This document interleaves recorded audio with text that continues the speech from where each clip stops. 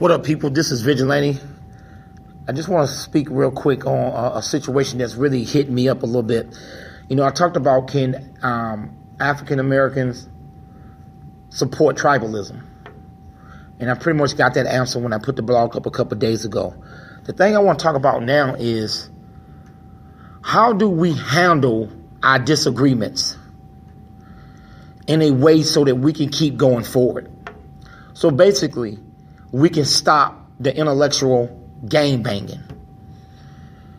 Bloods, Crips, you know, we say gangbanging. We talk about different sets. We have different sets of thinking when it comes to the black agenda. Everybody got their path to get us to what we need to go. But yet, a lot of times we don't get along. So how do we find? Basically, it goes back to the question I asked before. Can tribalism work with us? Because so many people think different ways that should we just break off into sects and just go wherever you feel comfortable with? Because there's one thing about white supremacy that's very consistent. It will find ways to stop you from doing the things you need to do no matter what.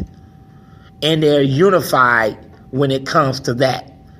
But when you look at the black people or our people get to what we need to get to build, to support, it's all over the place. It is all over the place. And if we think differently, the comments, coon, you name it, we all been guilty of calling somebody a coon when we when we disagree with them about how we should get to where we need to get to. How do we bring dialogue that's able to transform the people that may not be thinking the same way you think? Because, in other words, if we're intellectually gangbanging, we're still doing the same job that white supremacy wants to do. They want to take our greatest people, like they used to take the two slaves, and let them fight each other and see who wins. How do we get to this unfinished line? I keep saying unfinished line because I hear what we say we need to do, but yet we had only a few of us got across there to actually be in a place where they can say that they got a little power to do what? Are we going to send that power back so other people can use it to get to where we need to get to, or is every man for themselves? Because the unity is not there. The oneness that we need to defeat white supremacy is not there. We can't even agree to boycott a place because they say, well, why do this? Just buy black. Okay, I'm with that. But why can't we still boycott the place everybody talk about the 1.1 trillion impact that we have. I talked about it too on boycotting, Black Friday. But do we have to admit that this is not a microwave situation and this is like a home cooked meal situation where it's going to have to cook in the stove to get brown enough for us to think that we got progress? Because these microwave solutions are not working.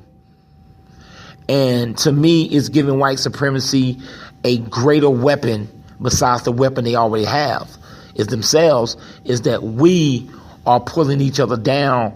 We disagree. Even in the inboxes, we go hard. We call people stupid, dumb. Who did this? We've bought into their mechanism of how they treat people.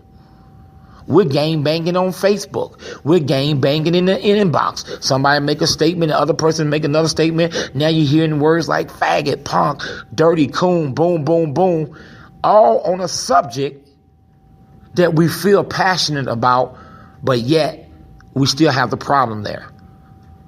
How do we dialogue better to build each other up instead of tear each other down when we have a bigger enemy? So I guess my question would be, how do we get unified enough to make some type of impact to inspire the ones that are asleep or the ones that are cooning to say, wait a minute, this feels right. This is right. This is what we should do. Because Trump is doing what Obama did when Obama got in 08. He is appealing to the people that think like him. His rhetoric, taking America back, making America great. You hear people say, I wish it would go back to the days when we had values. You know, those days were the days where black people didn't have it so good. They didn't have it so good. So all these glory days of how it was in the 60s and 50s. And you even got a black officer talking about, out of Milwaukee, David Clark, talking about the great John Wayne and these type of things. We didn't have it good during those days. So Trump knows exactly what he's doing. What are we going to do in spite of, I don't care who becomes president, what are we going to do about the agenda that needs to be taken care of and followed? Who is going to be that person or persons that can get us to where we need to get to? That's all I'm asking. How can we do that? Because this fighting and going up against each other is playing right into white supremacy hands. Tell me what you think. This has been Vigilante, and I'm out.